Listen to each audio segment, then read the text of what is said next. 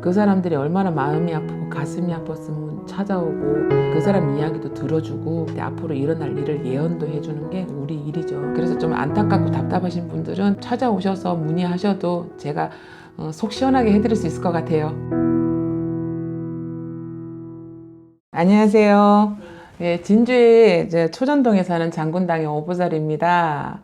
선생님 소개 좀 부탁드릴게요. 저 같은 경우는 이제 넉대신을 많이 감기 때문에 병고로 가시는 분들, 또 자살기 원한기들이 계신 분들은 거의 저희 법당을 많이 찾아오세요. 인연줄기가 그런 분들이 많이 오시는데 그런 분들의 넋을 담아서 다 군웅지기 핏물지기로다가 다 보내주는 일을 하는 저희 몸주 장군은 군웅 장군님이시고요. 넉대신 얘기하셨는데 네. 그게 정확하게 어떤 건지 넋대신이라고 하면 넋을 감는다고 하죠. 우리 몸에다가 몸수에다가 넋을 감고 그리고 구판에 가서도 넋을 감고 혼을 감아야 일을 하잖아요. 그거를 본격적으로 뽑아내서 몸에다가 실어서 그 사람은 고통수를 덜어줘야 극락왕생하기가 좀 수월하죠.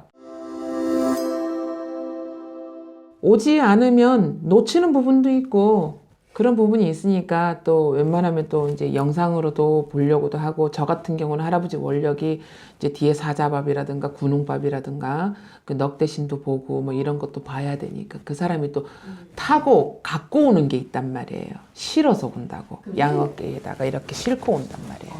그래서 그걸 떼주려고도 해요. 그러니까 법당에 오라는 이유가 오면 그 사람들이 귀신이기 때문에 여긴 신당이잖아요.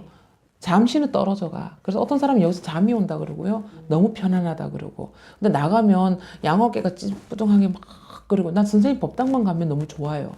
그렇게 하는 게 다 이유가 있어요. 그래서 저희 법당을 소개를 좀 시키다 보면은 치호천왕님이 앞에서 4대 관장을 하시고 그리고 조상을 싣고 올 거잖아요. 그러니까 조상을 여기에서 조금 떨쳐버리고 그리고 여기에서 상담을 하시는데 그러니까 3단계를 거쳐서 저희 법당에 들어옵니다. 그렇게 해서 이제 상담을 하고 그리고 가실 때는 여기에 떨어뜨릴 분은 떨어뜨리자고.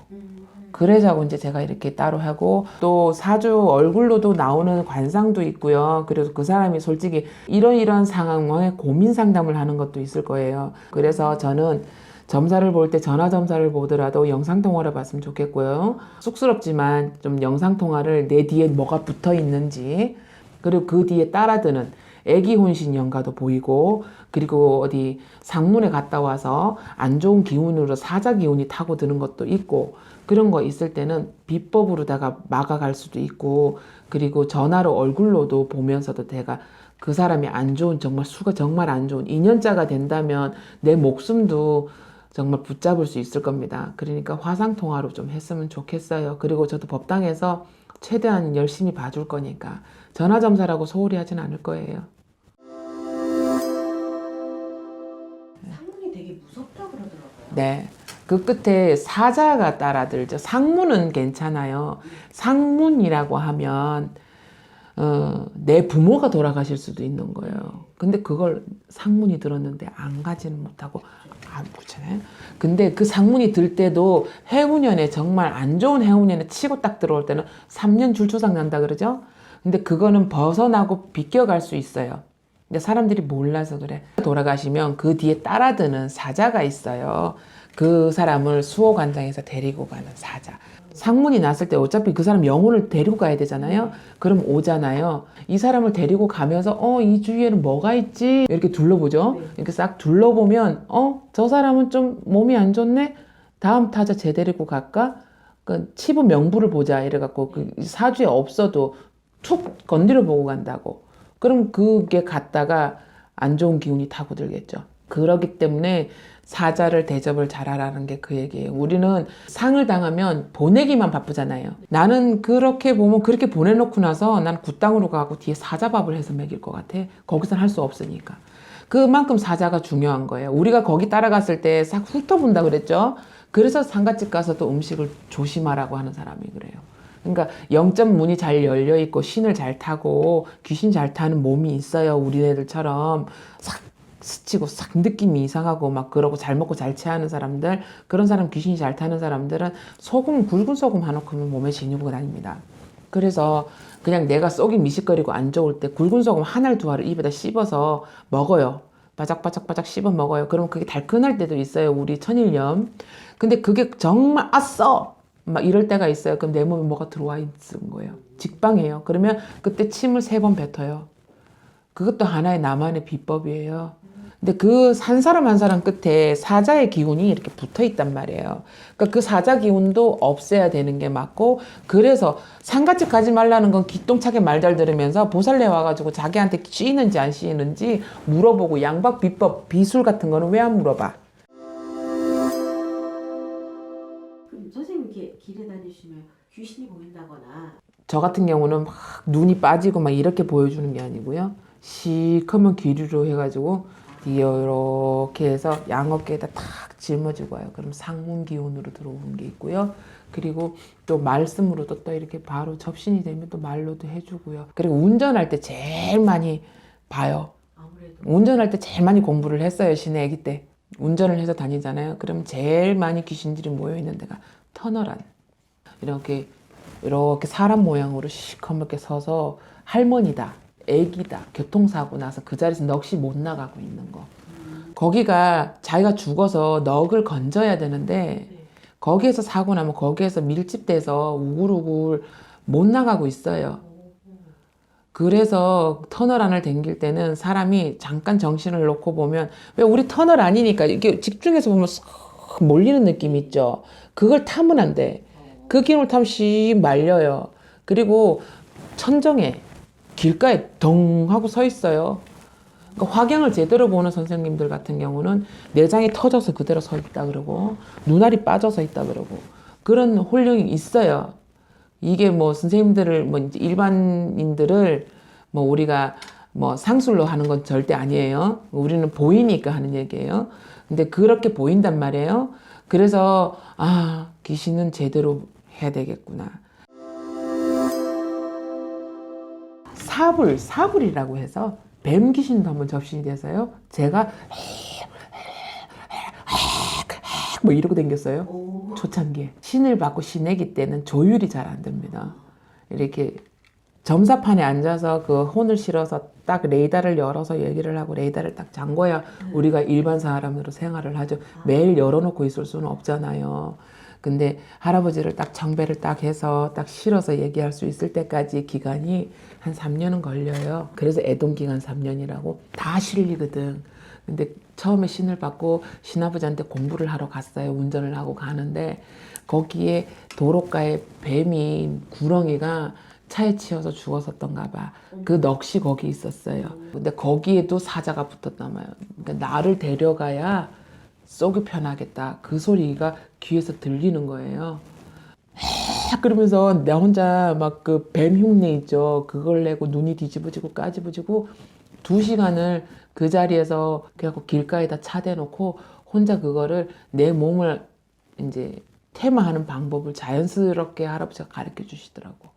근데 물이 있어야 되는데 물이 없으니 바카스를 입을 헹궈가면서 내 몸에 그 기운을 빼는데, 보여줄 수 있는 자료면 유명세 탔을 거예요.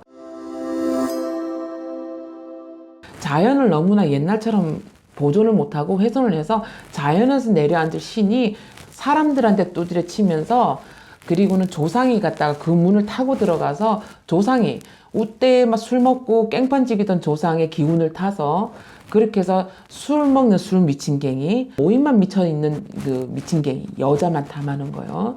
그래서 그 고추 끝에도 내려앉는 게 귀신이에요. 양박 비방하는 방법이 있어요. 그런 분들 찾아오셔. 그런 분들 찾아오면 그 조상 떼내는 건 우리 할아버지가 1등이야. 제가 그 얘기는 확실하게 해드릴 수가 있어요. 남편이 바람을 핀다. 그리고 남자친구가 바람을 핀다. 그리고 또 내가 색정이 너무 올라서 남자가 자꾸 그립고 여자가 그립다 이러시는 분들은 오시면 제가 그걸 먼저 지기로 느껴요. 몸으로 느껴요. 굿을 잡아놓으면 당일치기로다가 굿을 하는 거는 거의 없다고 봐요. 저는 다른 스님들은 어떻게 하시는지 모르겠어요. 근데 저는 그 앞에도 일주일, 뒤에도 일주일 그 정도는 가야 굿이 성립이 되고 성사를 본다고 봅니다. 어떻게 하냐면요. 저 같은 경우는 일주일 경우는 그냥 몸수로 다 그 넋을 감아줘요. 넋을 감아서 그 사람이 하고 싶었던 거 밥도 헤매게 보고 그리고 좋은 곳에도 가보고 또 그 사람이 그 죽기 전에 또 아팠었던 게 있을 거 아닙니까? 그러니까 많이 아팠던 부분 그런 부분도 어루만지고 달래주고 그렇게 해서 푸는 과정이 먼저 일주일에서 3, 4일 최소 3, 4일은 본다고 봐요. 그리고 나서 이제 막상 본 게임에 들어간다고 하죠. 굿을 하죠. 그러면 그 사람을 탁 풀어드리면서 신명전에다가 빌고 그리고 뒤에 따라드는 사자를 풀어가면서 풀어가고 그 다음은 이제 이 사람을 위해서 극락왕생을 하기 위해서 이제 계속 그 뒤로다가 계속 빌어가는 거죠. 그게 하나의 굿의 과정이라고 생각하시면 돼요.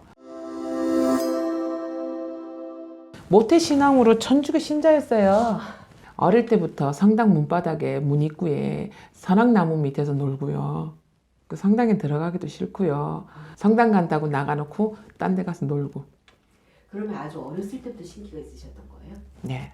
우리 외갓줄역에 기존에 지금 또 하고 계시는 분이 계시고요.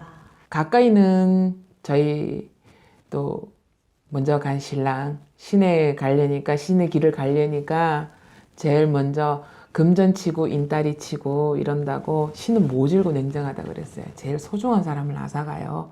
애들 아빠가 가고 그리고 애들 데리고 또 살면서도 그냥 그대로 뻗팅겼어요. 근데 제가 약속을 한 게 있었어요. 그때 보살님한테 좀 매달렸었는데 막둥이가 이제 돌쟁이고 막 이런데 내가 미쳐서 날뛰고 있으니까 그래서 내 속으로 빌었지.